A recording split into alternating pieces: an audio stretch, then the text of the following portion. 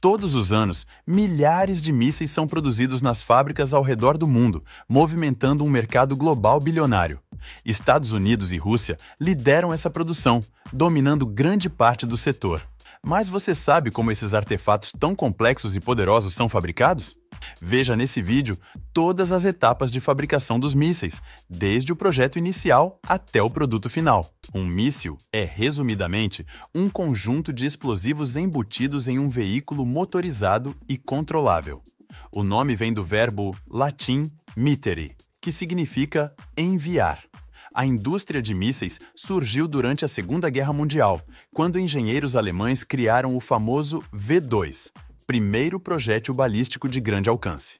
Mas foi durante a Guerra Fria que eles se popularizaram. Chegaram às décadas de 80 e 90 como as armas mais importantes, por causa da relativa precisão com que podiam acertar um alvo específico a milhares de quilômetros.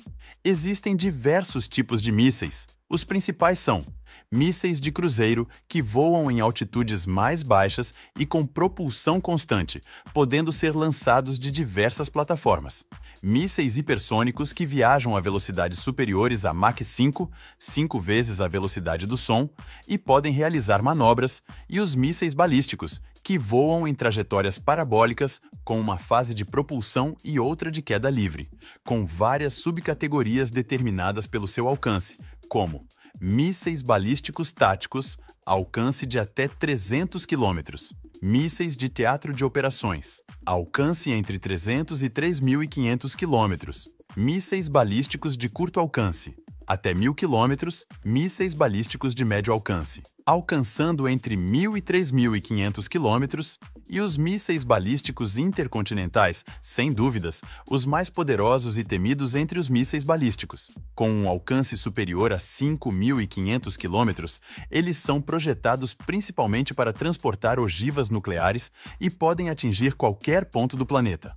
Além desses mísseis, existem outros modelos bastante usados como mísseis ar-ar, disparados de aeronaves para atingir outras aeronaves. Mísseis ar-superfície, lançados de aeronaves contra alvos no solo. Mísseis anti-navio, projetados para atingir navios e embarcações. Mísseis anti-tanque, usados para destruir tanques e outros veículos blindados. Mísseis superficiar, usados para interceptar mísseis ou aeronaves inimigas. Agora, vamos ver como eles são feitos. Tudo nasce dentro de um computador. Engenheiros recebem do Exército, da Marinha ou da Força Aérea um caderno de requisitos: alcance, peso máximo da carga útil, tipo de alvo, plataforma de lançamento. Softwares de modelagem tridimensional transformam esses números em uma carcaça virtual. Em seguida, programas de simulação reproduzem centenas de voos hipotéticos, medindo aquecimento, vibrações e forças aerodinâmicas. Descobrir uma falha nessa fase virtual economiza milhões de dólares e meses de trabalho lá adiante. Quando o projeto é aprovado, ele vira um conjunto de instruções detalhadas: espessura de cada chapa, composição química do propelente, tipo de chip usado na navegação. Só então, fornecedores liberam bobinas de alumínio aeronáutico, rolos de fibra de carbono impregnada, sacos de pó de alumínio e tambores de oxidante, além de caixinhas com giroscópios, processadores e sensores. Cada lote chega acompanhado de laudos: se a pureza do metal, a granulação do pó ou a resistência do tecido composto fugir do padrão, tudo volta para a origem. Corpos destinados a suportar o fogo da reentrada balística ainda dependem bastante de ligas metálicas. Chapas curvas são soldados por fricção. A peça gira contra outra a alta velocidade. O calor do atrito funde as bordas sem derreter totalmente o metal, criando uma costura tão resistente quanto o material original. Depois, o corpo é escaneado por ultrassom, capaz de encontrar imperfeições menores do que a cabeça de um alfinete. Para mísseis de cruzeiro, a obsessão é redução de peso. Fitas de fibra de carbono são enroladas sobre um molde giratório em padrões diagonais, impregnadas com resina epóxi e curadas dentro de autoclaves. O resultado é um cilindro leve, rígido e quase sem emendas. Já casulos hipersônicos exigem materiais exóticos. A fricção com o ar pode aquecer a pele externa acima de 2.000 graus Celsius, temperatura que derreteria alumínio em segundos. Por isso, usam compósitos de carbono misturados à cerâmica de carbeto de silício, capazes de manter a forma mesmo em brasa viva. Muitos componentes são impressos em 3D, peça única, para eliminar soldas expostas ao calor. Nos mísseis balísticos táticos e em boa parte dos estratégicos, o motor funciona a combustível sólido. A receita lembra massa de bolo. Borracha sintética envolve partículas de oxidante, quase sempre perclorato de amônio, e pó de alumínio metálico, que age como combustível, multiplicando a energia liberada. Para hipersônicos e balísticos de longo alcance, o propelente pode ser líquido ou híbrido. Tanques criogênicos de alumínio, soldados e inspecionados por raio-x, armazenam oxidante e combustível separados. Turbinas, quase joias de usinagem, giram a dezenas de milhares de rotações por minuto, injetando os líquidos na câmara de combustão. Enquanto o casco e o motor ganham forma, placas eletrônicas percorrem linhas de montagem pick and place, onde robôs posicionam processadores, acelerômetros e giroscópios com micropinças.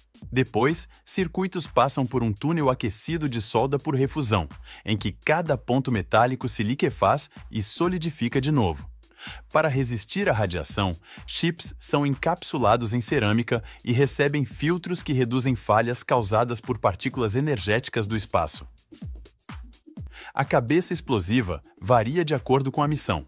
Ogivas convencionais trazem explosivos moldados para se fragmentar em pequenos estilhaços que varrem uma área. Modelos anti-blindagem carregam um dardo de aço endurecido que perfura concreto antes de detonar. Se a ogiva for nuclear, a montagem acontece em área de acesso restrito, com equipes limitadas e protocolos de dupla verificação. Cada módulo radiológico fica em compartimento blindado e toda a operação é filmada para criar histórico de auditoria. Quando casco, motor, eletrônica e ogiva estão prontos, chega a hora de uni-los. Ferramentas de torque controlado apertam anéis de ligação que alinham tudo com precisão de décimos de milímetro.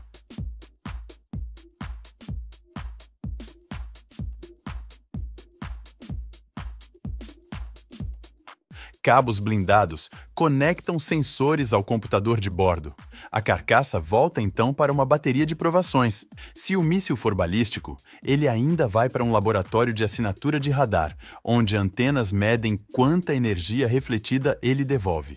Para mísseis de cruzeiro, há testes extras de dobragem e abertura de asas. A etapa final parece simples, mas não é. A carcaça recebe primer anticorrosão, tinta poliuretânica refletora de calor e verniz selante. Faixas de identificação obedecem às convenções da Organização do Tratado do Atlântico Norte ou os códigos do país cliente. O míssil inteiro entra num container pressurizado com gás inerte, lacrado com anéis metálicos que denunciam qualquer violação. Etiquetas RFID e selos holográficos registram data, lote e destino.